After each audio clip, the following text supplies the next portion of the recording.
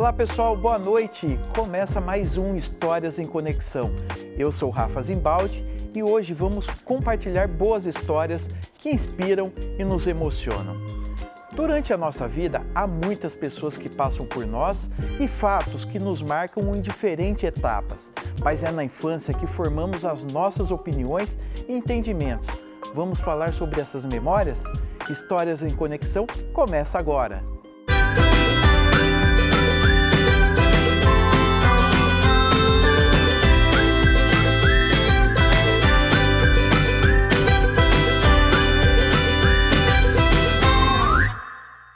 Gente, a infância reúne muitas das nossas primeiras vezes. As primeiras amizades, as primeiras conquistas e até mesmo os primeiros desafios. Quais foram as suas primeiras experiências? Eu quero lembrar que você pode participar do nosso programa através das nossas redes sociais, @Rede Século XXI. Envie sua mensagem que nós queremos contar com você. E para falar sobre esse assunto, hoje eu tenho a honra de receber uma mulher que é esposa, é mãe, é avó de 4 netos e também, de certo modo, gente, é avó de muitos netinhos no Instituto Padre Haroldo. O Instituto Padre Haroldo que foi fundado em 1978 por inspiração do próprio padre e já atendeu mais de 130 mil pessoas desde então. Hoje o Instituto atua no cuidado de pessoas em situação vulnerável, cuidando de gestantes, crianças, adolescentes, jovens e adultos. Para falar um pouco mais sobre esse trabalho, eu recebo hoje a presidente do Instituto Padre Haroldo, Lúcia Sdoia. Lúcia, seja muito bem-vinda, obrigado aí pelo carinho, por nos receber, né? Seja bem-vinda. Oi, Rafa, obrigada pela oportunidade de estar aqui e a gente poder celebrar essa conexão, né? Essa amizade e estar aqui falando de uma obra tão importante que a gente continua esse legado do Padre Haroldo, né? É verdade. E que história, né, Lúcia? Uma história bastante grande, né? O Padre Haroldo que inspirou várias pessoas, se conectou com várias pessoas. Mas me fala, antes de chegar no Instituto Padre Haroldo, você nasceu em Curitiba, foi isso? Eu nasci em Curitiba, a minha mãe, meus pais... Meu pai trabalhava, ele era engenheiro, trabalhava em Porto Alegre, foi transferido para Curitiba. Eles ficaram pouco tempo e lá eu nasci. E logo depois nós nos mudamos para São Paulo. Eu venho de uma família grande, são 7 filhos. Eu sou a 4ª, então tenho 3 para cima, 3 para baixo. 6 mulheres, meu irmão é um vencedor. São em 7? São em 7, 6 mulheres e um homem. E ele é entre as 6, ele disse que a gente preparou ele para ser um bom marido.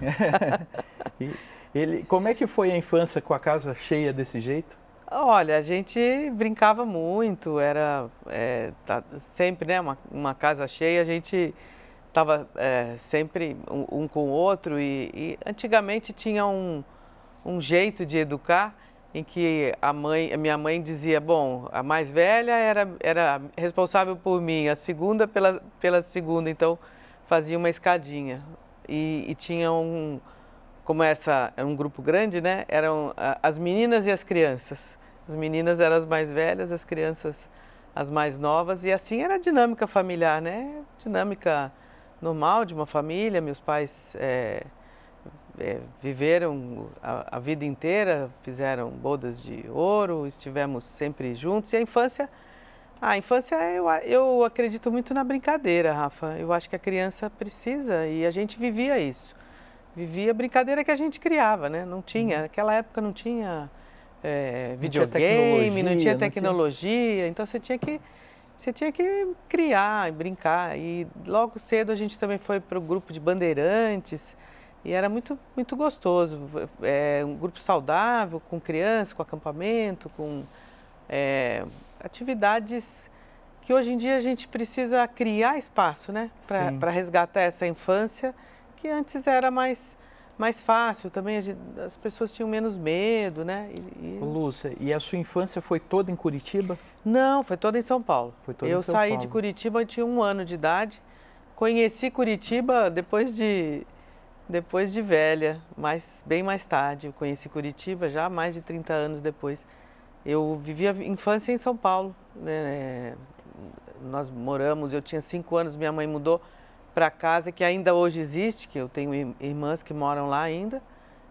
Os meus pais já faleceram, mas é a mesma casa ali no bairro do Sumarezinho, na zona oeste de São Paulo. Continua lá. Minha infância eu passei lá com essa turminha que quase que a gente se bastava, né? Porque... E você tem relações lá até hoje, então? Sim, sim. A minha família toda está lá em São Paulo. Eu tenho as minhas irmãs, meu irmão, sobrinhos. A minha filha mora lá também. Ela veio para cá e depois, mais recentemente, mudou para São Paulo, de volta, né? Para São Paulo. A minha família, na verdade, veio do Rio. A minha mãe nasceu no Rio de Janeiro e meu pai era belga. E mudou para o Rio de Janeiro quando Aliás, ele tinha... o nome do seu pai é um nome bem diferente, né? Decaux, é o lado belga, o lado francês da Bélgica. E meu avô mudou para o Brasil, era um imigrante, ele era um técnico na área de engenharia e foi transferido para o Rio de Janeiro. Então a família, eu tenho muita conexão com o Rio de Janeiro também. Passava férias no Rio de Janeiro, porque meus avós moravam no Rio. E quando meus pais mudaram primeiro para Porto Alegre, Curitiba e São Paulo. Então a infância fica aí entre essas duas cidades. Mais recentemente, né, depois de casada já, que eu mudei para Campinas. E o seu casamento, hoje você é casada com o Beto Stoy, é isso? Isso. Vocês se casaram em São Paulo? Casamos em São Paulo. Nós fizemos parte de um movimento que foi criado pelo Padre Haroldo, que é o movimento do TLC, Treinamento de Liderança Cristã. Já estivemos muitas vezes enquanto TLC aqui na TV e nós nos conhecemos nesse grupo de jovens em São Paulo, na paróquia do Colégio São Luís. E o Beto também era de São Paulo? O Beto também era de São Paulo. O Beto nasceu e foi criado na Zona Leste de São Paulo, mas nós nos conhecemos nesse grupo de jovens e lá casei cedo, casei com 20 anos. Nossa. Apaixonada até hoje, e nós temos já 40 anos de casado e nos conhecemos no grupo do TLC, que é um grupo que envolve a juventude. Aqui em Campinas continua o TLC e o TLC é um grupo muito saudável, né? A juventude se reúne, está junto e isso traz outra vez, né? Traz muita conexão. Também é um grupo que se engaja no trabalho e assim caminha, né? Quando nós viemos para Campinas, nós sabíamos do Padre Haroldo. Sim. Sabíamos que existia esse... O TLC foi fundado pelo Padre Haroldo. O TLC foi fundado pelo Padre Haroldo em 1964, se eu não me engano, em Campinas. E em 64, imagina, em plena ditadura, né? Espalhou pelo Brasil todo. Então tem grupos de TLC no Brasil inteiro. Espalhando pelo Brasil, em alguns lugares, depois de um tempo, acabou o TLC. Os movimentos de juventude sempre existiram na Igreja Católica e o movimento do TLC em Campinas também acabou. Quando nós mudamos para Campinas, em 96, o Beto ouviu falar do TLC, Padre Haroldo, ouviu um anúncio no rádio, que ia ter um curso com o Padre Haroldo, e aí ele foi procurar o Padre Haroldo, aquele jeitão dele, ele falou: era você que eu estava esperando. Olha. O padre fazia isso, né? Ele era conexão em pessoa, né? Falando do Padre Haroldo, você sabe um pouquinho da história dele? Eu sei. Como é que foi? Ele não nasceu aqui no Brasil, né? Não, o Padre Haroldo era padre jesuíta, ele estava em plena guerra, ele ouviu um chamado de Deus, e teve um despertar ali espiritual em cima de um caminhão. E ele correu numa biblioteca, pegou uns livros, eram livros que inspiraram ele viu uma imagem, aí ele ficou angustiado e ele ia para a guerra ou ele ia para o seminário. E um superior, alguém falou para ele: vai no outro combate, vai no bom combate. E ele entrou para o seminário, virou padre e começou uma obra grandiosa que até hoje existe nos Estados Unidos. Já naquela época ele trabalhava com juventude, foi trabalhar na fronteira do México com os Estados Unidos, uma área de muita violência, área de gangues. Ele pacificou a área ali com o trabalho com esporte, com arte, criou um centro lá nos Estados Unidos e alguns anos depois, já em 64, foi transferido para o Brasil. Então ele chegou aqui no Brasil, ele começou o trabalho que um padre faz, um padre missionário faz, criou paróquias, né? Fundou três paróquias e começou um trabalho na zona da área de prostituição. Depois ele convidou, esse trabalho ainda existe até hoje, que é o trabalho do CEPROM. Ele convidou algumas irmãs para cuidar desse trabalho com as mulheres prostituídas e com as crianças. Uhum. Que eram filho dessas mulheres. Que eram filhos dessas mulheres. Aí ele fundou o Centro Kennedy, de área de profissionalização, e o Padre Haroldo era um empreendedor social e espiritual. Você sabe que eu fiz, Lúcia, eu fiz datilografia. No Centro Kennedy? No Centro Kennedy. Então, Centro Kennedy. Existe até hoje. Sim, também. O Centro Kennedy continua trabalhando. E em 78, uma pessoa convidou ele para trabalhar, para conhecer o que estava acontecendo com pessoas com dependentes químicos. E o Padre Haroldo, o pai dele morreu de alcoolismo. O pai dele era médico, e viveu inclusive em situação de rua, o pai dele. E ele viu o pai morrer no braço dele, né? E então ele tinha uma sensibilidade especial para todas as vulnerabilidades sociais, ele dizia dos marginalizados, e ele chamava todo mundo de os jovens. Todo mundo era jovem, podia ter que idade fosse, eram os jovens. Em 78 ele começou esse trabalho, né? Fundou a instituição, que chamava APOT. O nome Instituição Padre Haroldo, a nossa diretoria, que transformou uma homenagem em vida em 2009, nós transformamos para Instituição Padre Haroldo e chamamos de Instituto Padre Haroldo. Essa foi a trajetória do padre, fundando e empreendimentos. Aí depois TLC, yoga cristã, exercícios espirituais. Ou seja, o Padre Haroldo foi uma pessoa que sempre se preocupou muito com a formação das famílias, né? Na preocupação de cuidar das famílias, né? Manter essa base, né? E a gente procura, essa é a nossa inspiração, né? Essa é a nossa grande diretriz, né? O trabalho que se mantém, né? O TLC continua existindo, a yoga continua existindo e o trabalho social, que é grandioso, é um trabalho, sim, de trabalhar com as famílias, porque a gente pode trabalhar com a criança, nós atendemos muitas crianças, muitos jovens, adultos, gestantes, e a gente cuida, né? Uhum. O lema é prevenção, cuidado e educação. Então, essas palavras dizem muito do nosso trabalho, Rafa. E você, quanto presidente, você acaba cuidando dessas pessoas, né? E você acaba se conectando com essas pessoas e também com as famílias dela, acredito eu. Com muitas histórias, Rafa. Eu estou presidente há 5 anos, o Beto foi presidente durante 10 anos, com o padre em vida. O padre teve essa sabedoria aos 90 anos, ele entregou a presidência e estava ali ainda presente, né, e inspirando. Então já tem 15 anos que a gente leva essa instituição. Hoje não é mais só dependente químico, né? Esses últimos 15 anos, a demanda social traz para a gente desafios. Então, eu estou lá desde essa época de 98, e aí logo a gente entrou na diretoria da instituição, o padre foi confiando, né, no trabalho. E a instituição, sim, a gente se conecta com as histórias e tem um papel de gestão muito importante. Existia um medo muito grande. O que vai ser da obra do padre quando o padre morrer? E foi uma transição muito, muito suave. Hoje a gente atua em 4 eixos de trabalho. Então, o maior eixo é o das crianças.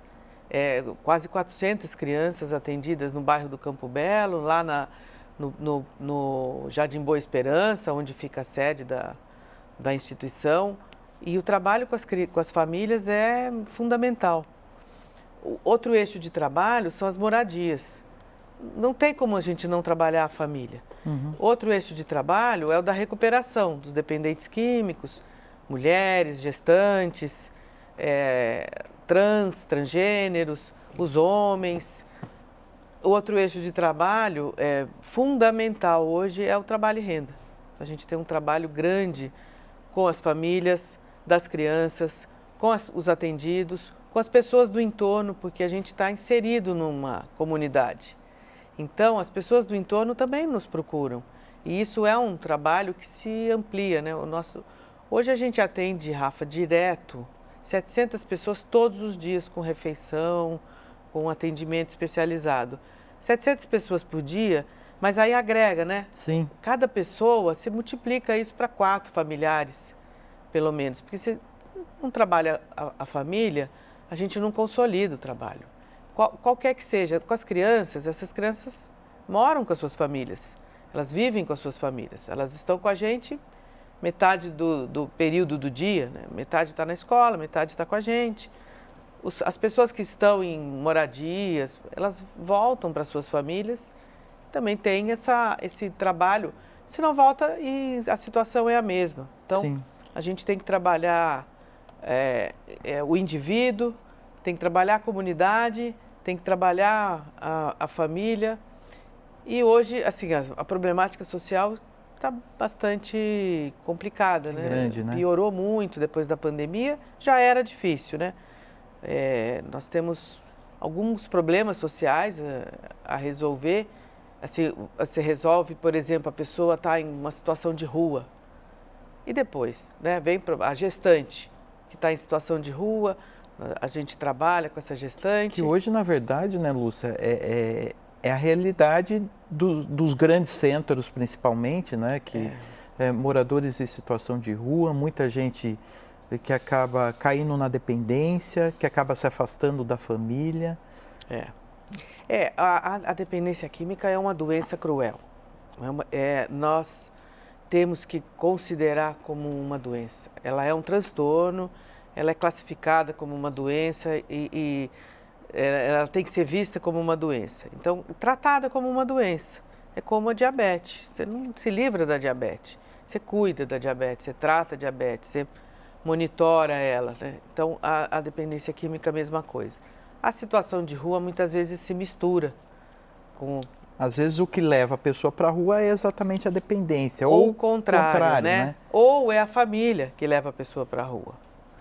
A gente, quando trabalhava com as crianças, a gente percebia que muitas crianças estavam fugindo das suas famílias. Histórias de violências, violências, né? Não é um tipo de violência. São todos os tipos. Física, sexual, moral... todo tipo de violência que acomete psicológicas também. Psicológicas também. E tudo isso, né, Lúcia, por exemplo, quando você vê uma criança indo para a rua, ela tem, né, tem um mundo ali na mão dela para ela descobrir, né? E aí é exatamente aí que muitas vezes, sem a base familiar, por de repente ter sofrido algum tipo de violência dentro de casa, ela vai descobrir o mundo. E aí é onde existem os caminhos, né? Exatamente. Aí o trabalho da prevenção, né? Esse trabalho que a gente chama de prevenção é um trabalho vinculado à assistência social. Então, são crianças em situação de vulnerabilidade social comprovada, com qualquer tipo de deficiência existente na vida, estão na escola ou estão ali no limite. A escola também tem um grande desafio aí no trabalho, o trabalho da escola não está fácil hoje em dia, então nós trabalhamos em rede. E a criança, ela sinaliza se ela está sofrendo violência em casa, se ela está sofrendo negligência, se ela começa a ter circularidade de rua. O que é circularidade? Andar ali, não volta para casa. E às vezes essas crianças dão sinais mesmo não conseguindo falar, né? Dá sinais mesmo não conseguindo falar. Ontem foi tão muito bonitinho, porque a gente estava fazendo uma gravação e e a gente ia fazer uma gravação com uma mãe que é próxima do serviço, que tem uma situação muito difícil. Muitas mulheres têm que dar conta das suas crianças sozinhas, né? Sim. As mães são arrimos de família, né? As mães solo, que a gente chama, né? As mães, antigamente a gente falava de mãe solteira, né? As mães sozinhas. Essa mãe, ela tem uma criança pequena, de um menininho de 4 anos, e esse outro que frequenta o nosso serviço, que tem 10 anos. E a gravação foi até a casa dela para fazer esse filme, e a mãe, ela não estava. E aí o menininho falou, mas eu tô aqui. O de 4 ou de 10? O de 10. O de 10. Mas eu tô aqui. E aí o de 4 queria participar também. E aí, o que você gosta mais? Eu gosto de ir no núcleo. Ele nunca foi no núcleo, ele não participa do núcleo. E o núcleo é o nosso serviço, né? Eles chamam de núcleo, que é um nome antigo, né? O que significa isso? Significa que aquele serviço é para essas crianças esteio, é para essas crianças segurança, é para essas crianças um lugar que eles têm para voltar. Ou seja, o exemplo do irmão de 10 anos já está sendo espelhado pelo de 4, né? E o de 10, ele procura, esse é um menino muito solidário. Então ele olha, assim, tem uma vida, Rafa, miserável, dentro da vulnerabilidade social, né? E ele olha e ele fala assim, não, mas o meu vizinho também precisa. Olha, o fulano também precisa. Então esse já é um menino cuidador. Tem um outro, assim, tem muitas histórias, né? A gente fala das conexões, essas histórias dizem pra gente, elas sinalizam que o trabalho, o trabalho principal é o vínculo. O trabalho principal é estar com essas crianças, lógico, proporcionar todas as atividades. Eles vão fazer judô, a gente faz uma parceria com uma empresa que paga um professor de futebol para eles, nós vamos conversar com eles, né? A roda de conversa. A gente criou uma oficina de brincadeira. E lembra que a gente falava da brincadeira? A oficina de brincadeira tem uma casinha, tem panelinha, tem a brincadeira livre. Eles vão subir na árvore e vai estar ali com gente ao lado. Então, isso é o resgate da infância saudável, que toda criança tem direito, né? Ô Lúcia, bom, o nosso papo está muito bom, né? Vou só chamar o intervalo aqui, porque a gente quer saber muito mais dessas histórias, dessa conexão sua e de todo o trabalho do Instituto Padre Haroldo. Então, gente, nós vamos para um breve intervalo.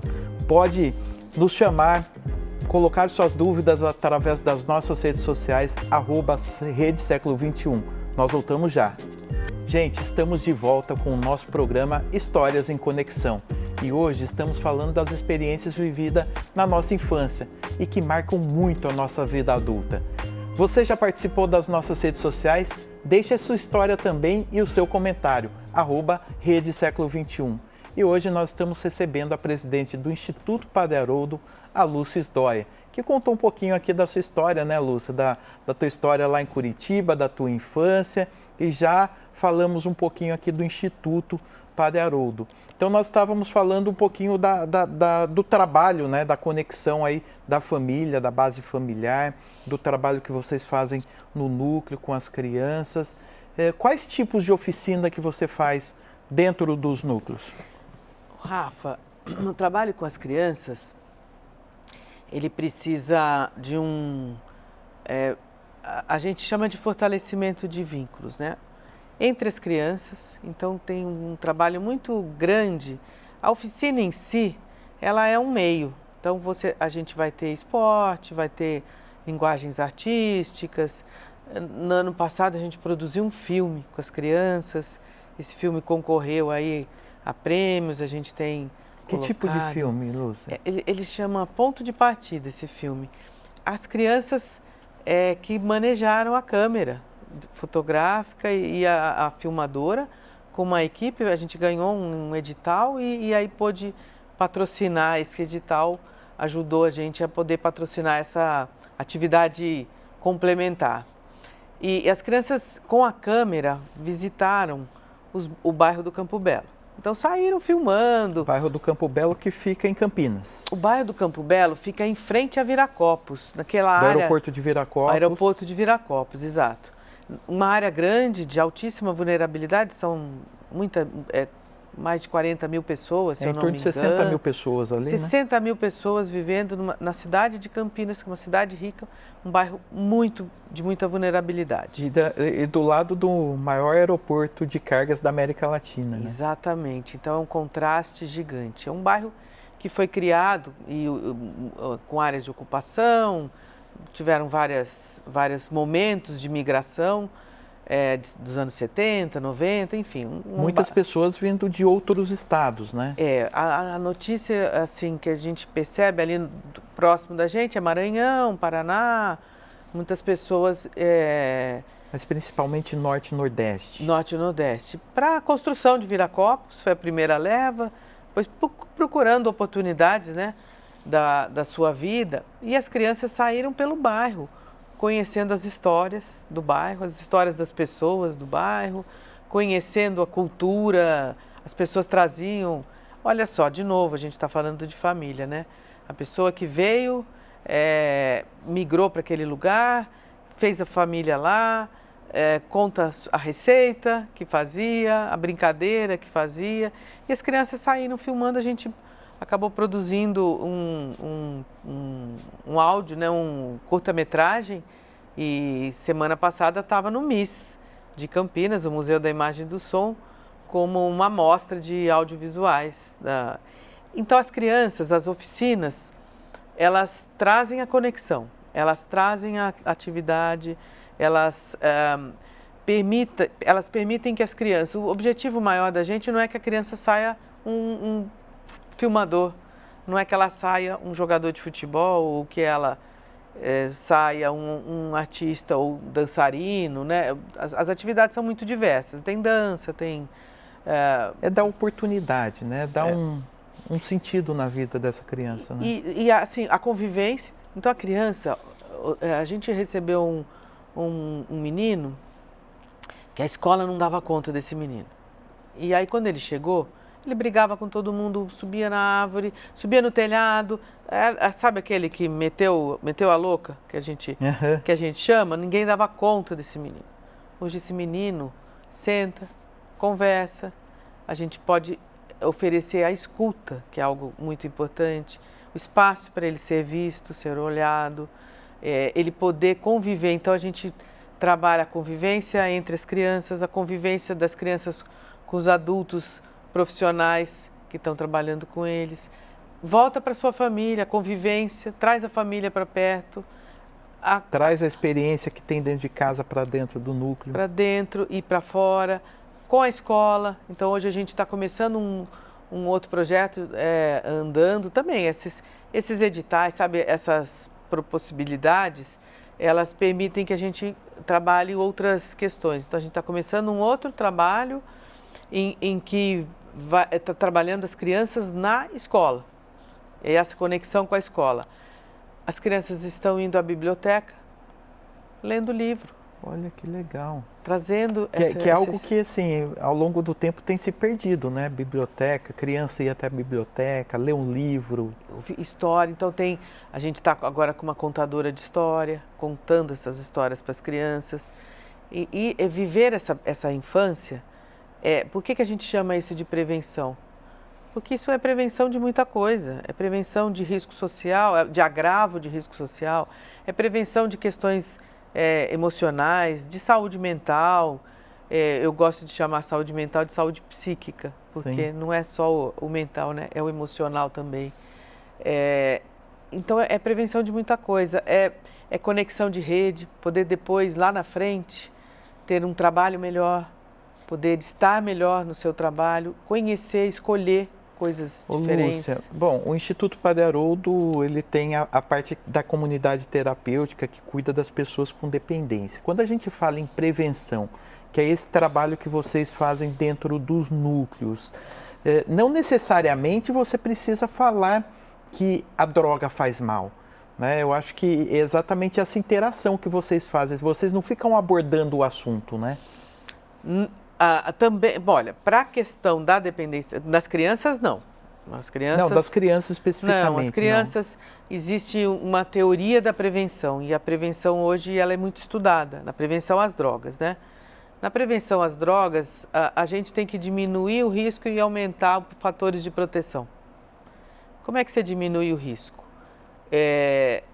Cuidando do entorno, cuidando das violências, cuidando da relação na escola. Esse é o aumento do fator de proteção, né? Cuidando das relações na família, cuidando das relações na escola, cuidando dos riscos que estão acontecendo com essa criança, os traumas, as violências, aumentando a possibilidade dela ter uma convivência mais saudável. Tudo isso eleva os fatores de proteção, diminui o risco para o uso de substâncias. Não zera, não tem como fazer isso, né? Zerar risco é uma ilusão, porque a droga está aí há anos, há séculos, há milhares, né? De e anos. Às vezes ela vem de forma convidativa, né? De todas as formas, né? Por incrível que pareça, Rafa, a gente na situação, na atividade central, próximo ao dinheiro, os jovens, os adolescentes se envolvem mais com o tráfico. No Campo Belo, as crianças, os adolescentes, vendem vassoura. Você sabe o que significa isso? Não tenho ideia. Mercado. Lá no Campo Belo precisa de vassoura. Aqui tem gente que consome droga. Então, quem alimenta o comércio da droga é quem compra a droga. Sim. É daí que vem o dinheiro. Né? Aqui vem da vassoura, porque a vassoura que é a necessidade. Esse é é real, tá? É oportunidade, né? É oportunidade. E é real esse relato. Então, a gente, quando olha para a sociedade, a gente tem que olhar para as coisas de forma mais profunda, né? De forma mais detalhada, não de uma forma superficial. Aonde falta moradia, aonde falta uma casa decente, onde falta comida,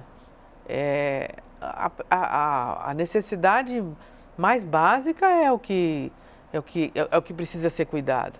Então, as crianças recebem comida quando estão com a gente, 2 refeições. E muitas vezes é a única refeição do dia. Quem está na escola tem a refeição Mas em casa muitas vezes não tem um alimento. No período da pandemia, Rafa, foi terrível. A gente chegava nas casas, nós não paramos na pandemia inteira. A gente chegava nas casas, assim, histórias assim, ainda bem que você chegou, eu não tinha nada para comer. Essa criança que eu não tinha nada para comer, que a mãe fala isso, e a hora que a gente chega com era um caqui, e essa mãe abre caqui e já entrega para o seu filho para comer, porque essa criança estava passando fome. Meu Deus. A gente, na instituição, eu tenho um número na cabeça, 67 mil refeições mensalmente. Nossa. É o que a gente oferta com todos os nossos serviços.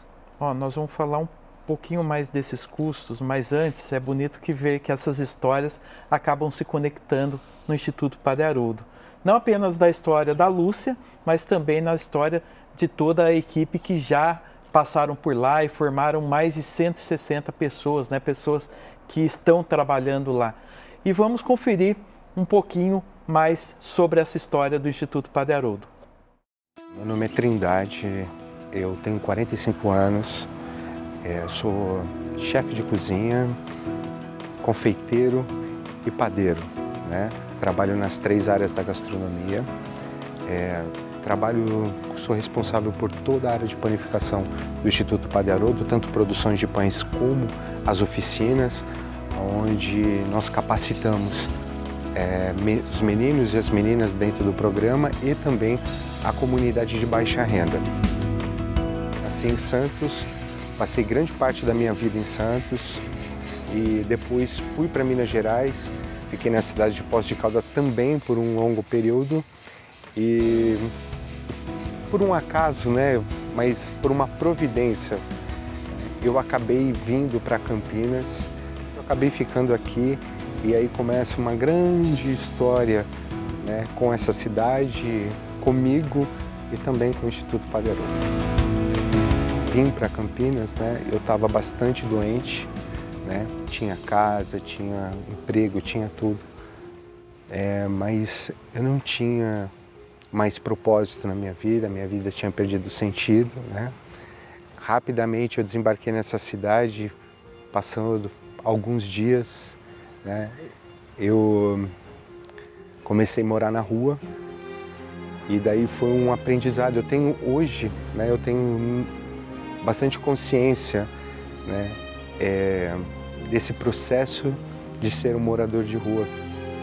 Foi o processo mais importante da minha vida, sabe? Quando eu sempre falo sobre isso, eu falo que eu sou um morador de rua e isso faz parte da minha história, né? Passei pouco mais de um ano na rua e a partir desse movimento eu vim conhecer o Instituto Padre Haroldo. Fui acolhido da Fazenda do Senhor Jesus. Quando estava na Fazenda, né, eu comecei a tomar consciência de algumas coisas, né, e decidi que eu precisava mudar quase tudo ou tudo na minha vida, né, ressignificar. Foi quando um dia eu perguntei para mim mesmo qual era a área que eu tinha menos habilidade. E eu respondi para mim mesmo que era cozinhar. Então eu decidi ser um chefe de cozinha. Tomei uma decisão que eu usaria a ferramenta gastronomia como mudança humana, né? Porque a vida não se trata de ser um grande profissional, e sim se trata de ser um ser humano melhor, né? Eu tive sempre na minha vida, eu tive oportunidades profissionais, mas eu sempre fui um ser humano muito pobre. Mas eu percebi que só eu tomando uma ação em relação à questão, que um dia tudo isso poderia vir fazer sentido, né?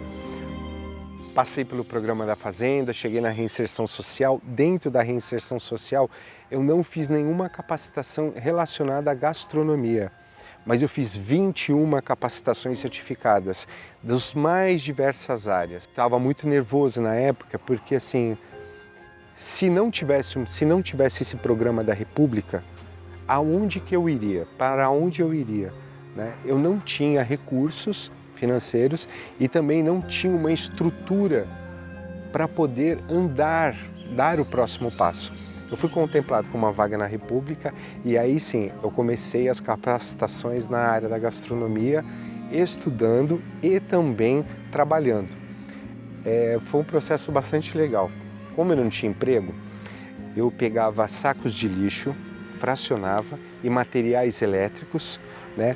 Tinha um carrinho de mão e eu saía vendendo esses objetos, os sacos de lixo e as materiais elétricos, plugs, extensão, ganhando um dinheirinho e entregando o currículo, né? E eu pensava assim, se eu não conseguir um emprego hoje, pelo menos eu vou estar trabalhando e voltando com algum dinheiro para minha casa, né? Demorou um pouco tempo, eu consegui um emprego como cozinheiro num restaurante. Aos poucos a vida começou a ter sentido, sabe? O Trindade era um homem com crenças e um código moral falido, disfuncional. O Padre Haroldo tem uma palavra, uma frase muito pequena, é muito peculiar, que define bem quem eu era quando eu cheguei aqui. Ele falava assim, uma vida miserável. Era isso, né? Define muito bem a pessoa que eu era, miserável, né? Quando eu cheguei no Instituto, em todas as áreas da minha vida, havia grandes mazelas e misérias. Hoje eu sou um homem em construção, né? Eu consegui recobrar a minha condição humana, né? E mais do que isso, eu consegui desenvolver uma consciência espiritual. onde essa consciência espiritual vai reparar a natureza humana. Através, né, do Instituto, de tudo que foi me ofertado e está sendo ofertado até hoje aqui, de toda essa troca rica, não só aqui, né, porque o que eu consegui absorver aqui, o que foi me passado aqui, né, eu levo para todos os lugares para onde eu vou, sabe? E quando eu consegui mudar o olhar, tudo mudou na minha vida, um lugar de bem-estar. Esse é o grande legado espiritual, né, que eu recebi do Instituto Padre Haroldo. Transpor, sabe, de um lugar muito ruim, de miséria, para um lugar de muita qualidade, de muita leveza, de muita luz, que é o lugar que o Instituto me fez enxergar e o lugar que eu caminho hoje. Eu falo que eu sou um morador de rua, né? E isso faz parte da minha história, porque quando eu saio da minha casa e eu vou no supermercado ou eu vou fazer algo fora de casa e eu vejo um morador de rua, eu sei o que é. Eu sei exatamente o que ele está sentindo naquele momento. Esse tênis é Deus na minha vida, porque eu sei o que é andar descalço. E eu sei o quão importante é esse tênis no meu pé. Tudo é Deus na minha vida. E aquilo que não é Deus sou eu. E isso me coloca no meu lugar, no meu real tamanho. E a vida fica bem mais simples.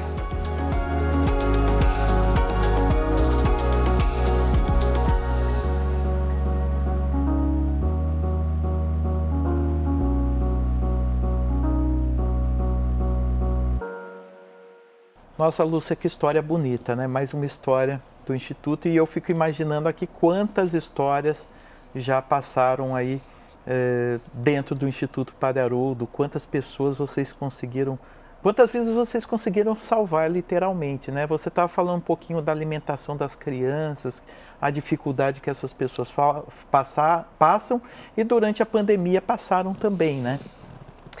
Rafa, a alimentação é um ponto muito importante, né, na vida de uma pessoa. A gente, ontem eu estava com meu netinho, o pequenininho, e eu fui levar ele numa consulta médica.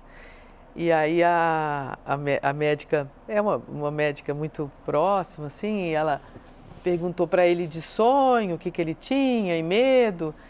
E aí ele falou, eu tenho medo de escuro, eu tenho medo de ficar sozinho e ficar com fome. E ela ficou surpresa, né, dele falar, e ficar com fome. Ele gosta muito de doce, né, esse meu netinho tem 4 anos. E fome dói, né? Fome dói no fundo da nossa existência. Passar fome dói. Então a gente, a alimentação, eu falava para você, 67 mil refeições de boa qualidade. A gente tem lá na fazenda produção, um pouco de produção de hortaliça, alguma coisa, queríamos ter mais, precisamos de expandir esse trabalho, mas para tudo precisa de dinheiro, né? Lá no Campo Belo, a gente tem a merenda escolar que chega, a gente também tem empresas que apoiam, para a gente dar uma refeição de qualidade. O que é refeição de qualidade? Que as crianças comam pelo menos uma fruta todos os dias, né? E algo que sustente. Um alimento que sustente. Que não é fubá, né? Porque a desnutrição é um problema. Então a gente atua, você vê, a gente atua na educação, na prevenção, na segurança alimentar, na promoção de uma alimentação saudável para todas essas pessoas, para gestantes, uma alimentação equilibrada, a gente tem nutricionista lá cuidando. E depois, esses recém-nascidos, nós temos recém-nascidos na casa da gestante, na comunidade feminina, nas repúblicas, tem gestante, tem bebê dessas mulheres. Ô Lúcia, vamos fazer o seguinte, ó, eu vou querer entrar nesse assunto das gestantes, que é mais um trabalho que vocês fazem, então a gente vai para um rápido intervalo, daqui a pouco nós voltamos e deixa a sua dúvida aqui, a sua o seu elogio, se você conhece o Instituto Padre Haroldo, conte um pouquinho dessa história nas nossas redes sociais, @Rede Século XXI. Daqui a pouco a gente está de volta.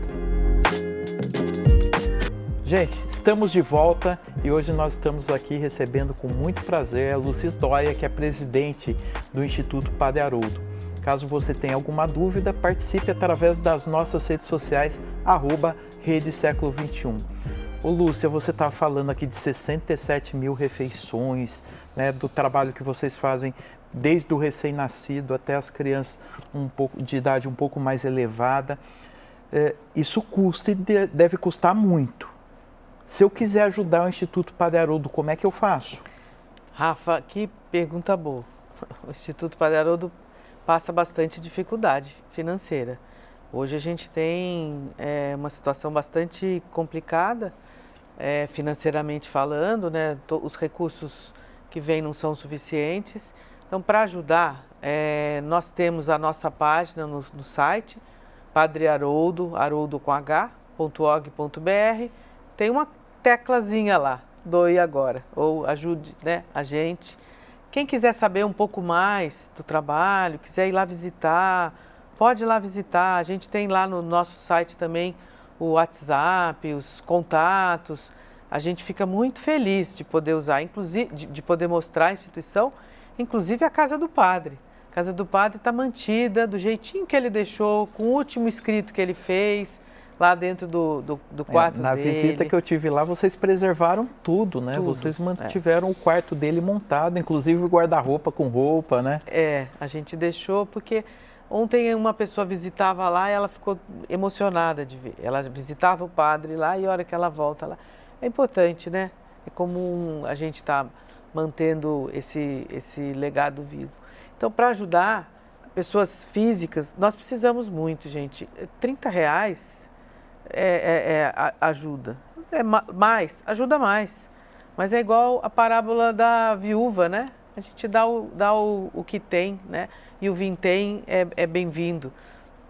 Empresas que possam nos ajudar, a gente recebe empresas que vêm lá, fazem ações.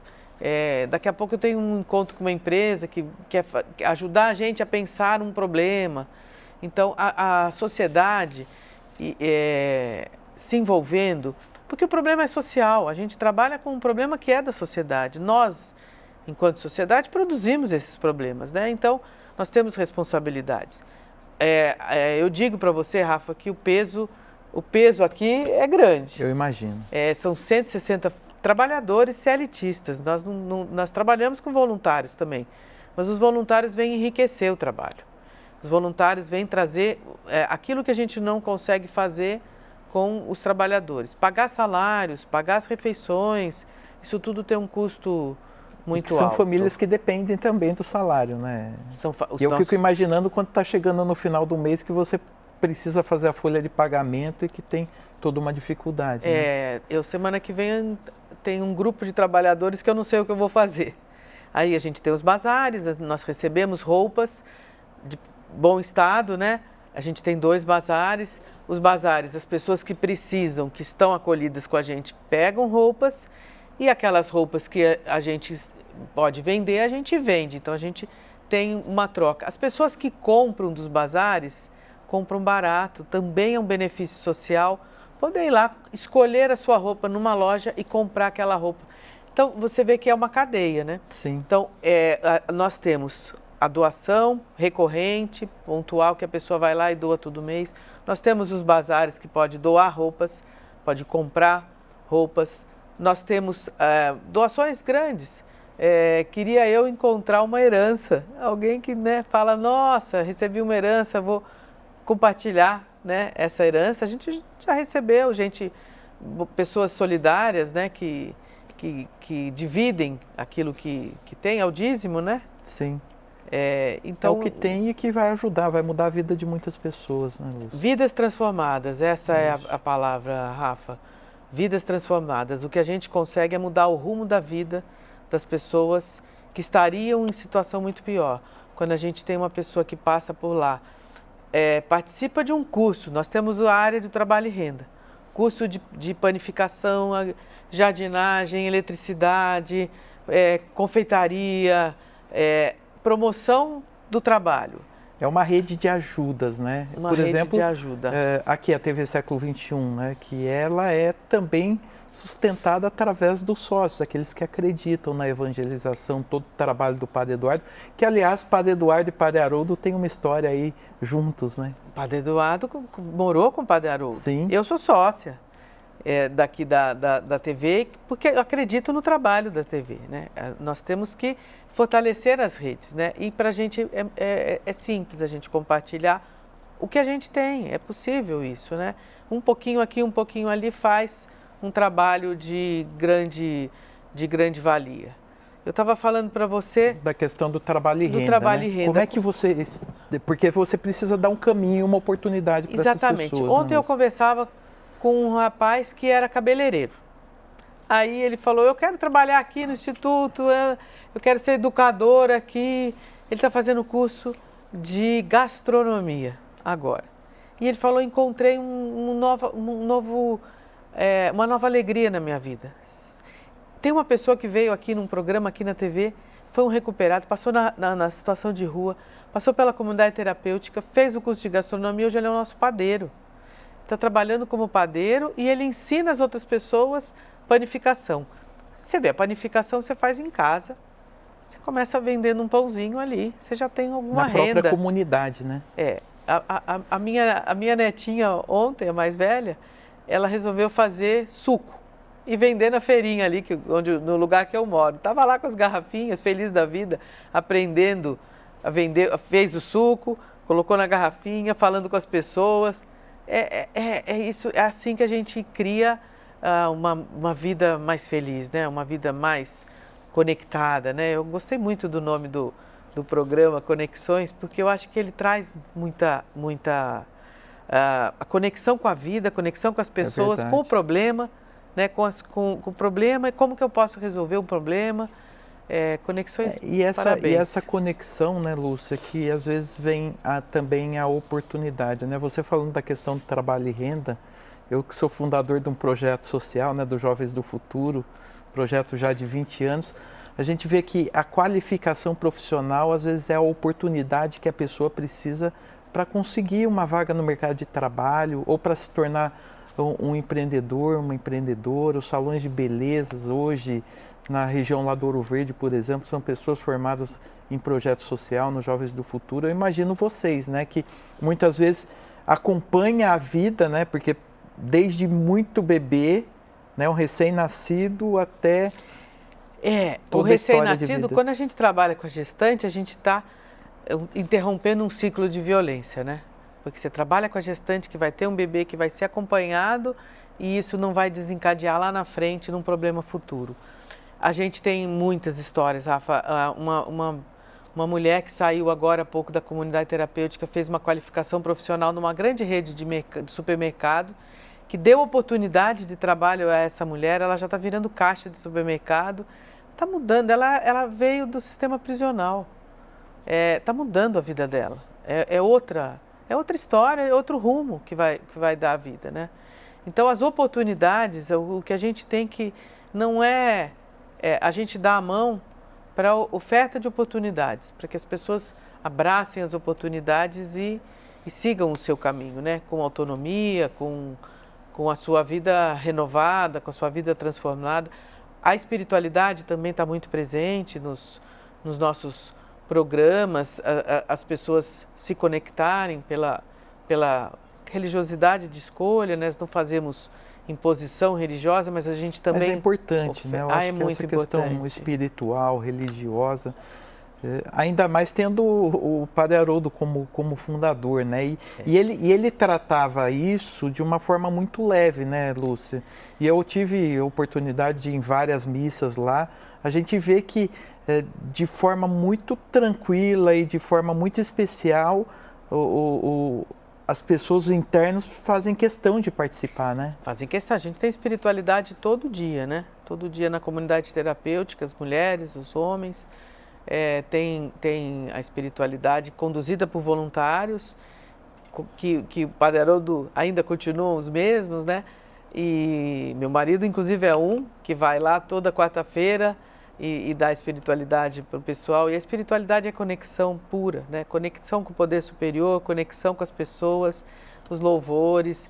Isso traz outro significado para a vida, né? Ou uma outra dimensão da vida, que é essa vida ampliada, né? Nós não estamos aqui sozinhos, né?